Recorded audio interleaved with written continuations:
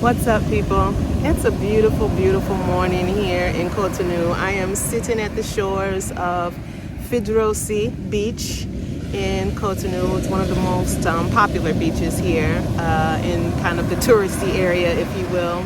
It's been a little while since I made a YouTube video where we just had a talk, and even though we're out on this walk, so I don't have coffee, maybe this will be a segment of coffee and conversations, if you will. If you guys are having your coffee. So, there's something that's been a little bit on my mind these last few days, but something that I have observed for some time since we've started this sort of trending thing called We Listen But We Don't Judge. Do y'all think that's really a true statement? We listen and we don't judge? I don't think it's true at all. I think we actually don't listen, and we absolutely do judge. Now let's see what you guys have to say about that. I'm just going to give my viewpoint here, because what I observe is that for some reason we would rather, as a society, and I mean a global society, I'm not talking about American society or any particular country in Africa, on the continent of Africa, whether it's the Gambia or Nigeria or, Tanzania or Benin even. It doesn't matter what country. It doesn't matter whether it's Thailand. It doesn't matter whether it's, wherever it is. What I'm noticing as a global society is that we don't actually listen, and we absolutely 100% do judge as individuals. We absolutely do. Here's an example. I was having a conversation with someone about a particular place, and I shared my experience, my personal experience, and I said that I did not prefer the place because there were some safety issues, okay? And I told the places where I was so that I did not make the statement about the whole place in its entirety. I said specifically about my experience and specifically about where I was that those problems existed. And then I shared my experience. Can I tell you how some people literally got upset and in their delusion told me that I was lying and that every place there was 100% safe. And they took it as some affront to begin to tell me about how horrible America is. Okay, well, first of all, you're right. America sucks. Why you think I'm not there? So we can throw that part off the table, right? But even if it didn't, what is the problem with a person expressing their own experience, right? There are foods that some people don't like that I absolutely love, and vice versa, right? I have tried, for example, okra, every possible way it can be made. Every different person that can make it, every person that at least I've encountered that have told me that they could make it in a way that I would absolutely love it, and I've been willing to try. And guess what? I don't like it. I don't like it. I don't know whether it's taste. I don't know whether it's texture. I don't like it. I grew up in the South. All my family eats it, but I do not. I don't like it. And there's absolutely nothing anybody can do to make me like it. Does that make the food bad? Does that make any of the other people who like it bad or wrong or any negative thing? It does not. See, here's the point I want to get across. 2 things, even sometimes 3 things, maybe 4 things or more can be true all at the same time. We live in a multi-dimensional world that has a lot of layers, a lot of experiences. People can go to the same place and do the same things and come out with a completely different experience, okay? I have family members, cousins, who grew up in the same household, in the same experience, And all of them came out completely different, and their life and lifestyles became different, because that's the uniqueness of us as humans and individuals, right?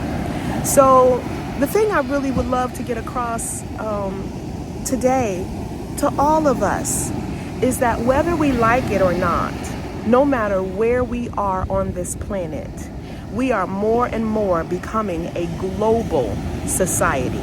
Meaning, even if you are sitting in your living room in Ashland, Virginia, that's where my mama is, in Ashland, Virginia, you can go to your computer and find someone today, right now, in real time, sitting on a beach in Koh Tanu talking to you. You can find someone in the village in Thailand talking to you about their experience. You can meet someone in Shanghai in real time, thanks to YouTube and TikTok and social media and all of these different platforms. And so now we are better able to share our experiences, find our similarities, express our differences, and share a lot of our experiences, right? That's a good thing. I believe that if we really mean it when we say that we want unity, that we want to have a world where people can respect each other and honor each other's different experiences, I believe that if we listen to hear, listen with compassion, listen to understand instead of listening to judge, that we might actually become better as people. Because what I observe is that most times people don't actually listen to what you said. They're listening to the voices in their head instead of actually what you said. Because if you go back and dissect what a person actually said, most times it's not what the person heard. We hear through our own filters, right? And so oftentimes people will be responding to their filter rather than responding to what a person actually said. Okay? So I just want to implore today that we would listen differently, that we would put forth more of an effort, no matter who we are or where we are, to understand. You know, the Bible tells us in all thy getting to get understanding. It's when we begin to understand each other that we find out that we're actually a lot more similar than we are different. That's what makes us human. And humans are human everywhere, all over the world. So we live, we love, we make mistakes, we do great things, we do horrible things. We come up with opinions that aren't always based in fact.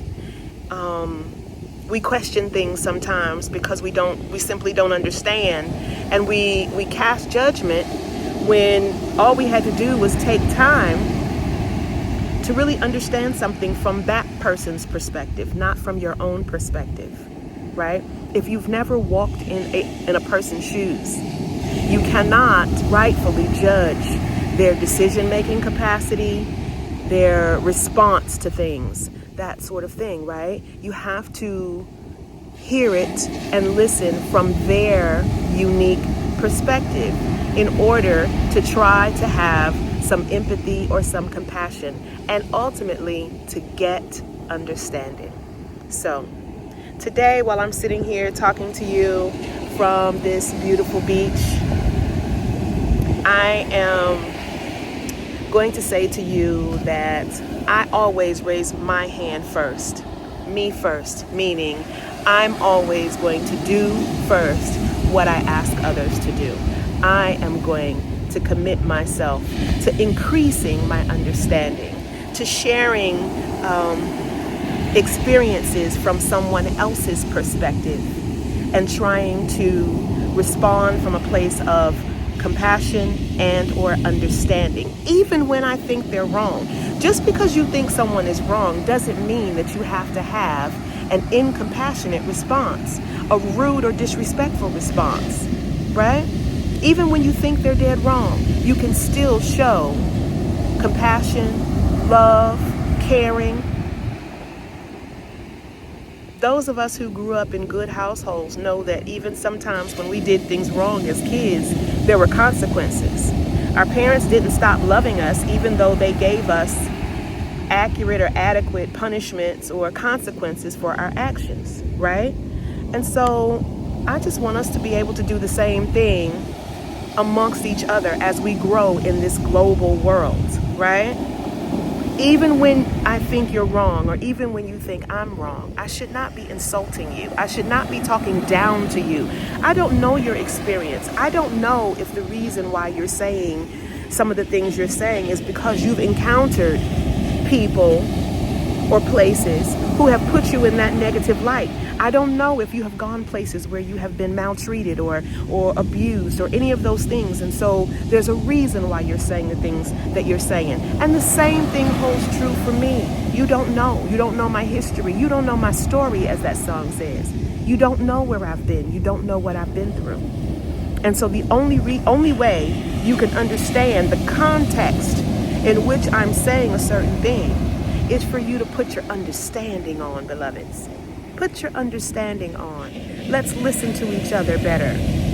Let's have compassionate responses to each other. Discrimination exists all over the world, I hate to tell you, but it actually does. There is somebody, somewhere, unjustly thinking something negative about someone else and treating them incorrectly. That exists everywhere, even here on this beautiful continent, beloveds. So, let's do better in getting understanding, and let's do better in having compassionate responses, because that's what helps us all be better and create a global society where we maybe can attain that dream that we all have of unity. All right, y'all? Y'all have a great day. I'm going to keep enjoying these waves. One love.